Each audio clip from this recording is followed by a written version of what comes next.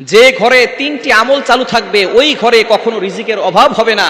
আল্লাহ পাক রব্বুল আলামিন বৃষ্টির মতো সম্পদ দান করবেন, রিজিক দিবেন, বরকত দিবেন, বৃষ্টির মতো আল্লাহ পাক রব্বুল আলামিন রহমত নাজিল করবেন।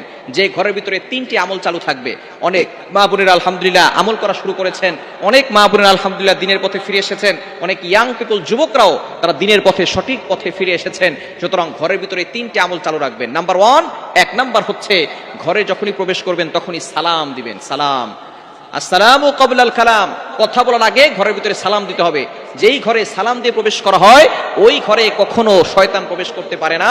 শয়তান থাকলে বের হয়ে যায়, ওই ঘরের ভিতরে রহমতের ফেরেশতারা আসে।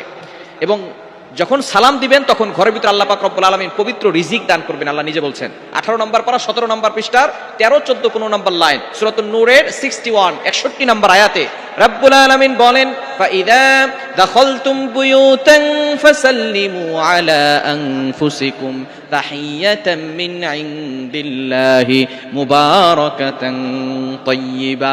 আল্লাহ পাক রব্বুল আলামিন বলেছেন, যে ব্যক্তি ঘরে প্রবেশ করার সময় সালাম দিবে, শান্তির জন্য দোয়া করবে, আল্লাহ পাক রব্বুল আলামিন মুবারাকাতান তাইয়্যিবা, বরকতময় পবিত্র রিজিক আল্লাহ তাআলা সেই ঘরের ভিতরে দিয়ে দিবেন। সুতরাং ওই ঘরে কখনো অভাব থাকবে না। এক নাম্বার আমল হচ্ছে, যে কেউ ঘরে প্রবেশ করবেন, ঘরে লোক থাকুক অথবা না থাকুক, সালাম দিবেন। পারবেন তো ইনশাআল্লাহ? পারা যাবে তো ইনশাআল্লাহ? এক নাম্বার হচ্ছে সালাম দিবেন। নাম্বার টু, দ্বিতীয় নাম্বার হচ্ছে অবশ্যই ঘরে যখন আপনি যাবেন এবং ঘরের ভিতরে ঢোকার পরে নামাজ আদায় করবেন, ঘরের প্রত্যেকটা সদস্য যাতে করে নামাজ পড়ে এই বিষয়ে খেয়াল রাখবেন। আপনি শুধু নিজে নামাজ পড়তেছেন, আপনার সন্তান নামাজ পড়ানো হবে না, ঘরের প্রতিটি সদস্যকে নামাজ পড়তে হবে।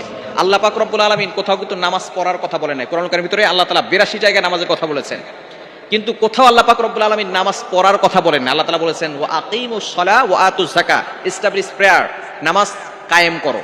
নামাজ কায়েম কিভাবে হবে? আপনি নিজেও নামাজ পড়বেন, আপনার সন্তানদেরকেও নামাজ পড়তে বলবেন, তাহলে নামাজ কায়েম হবে।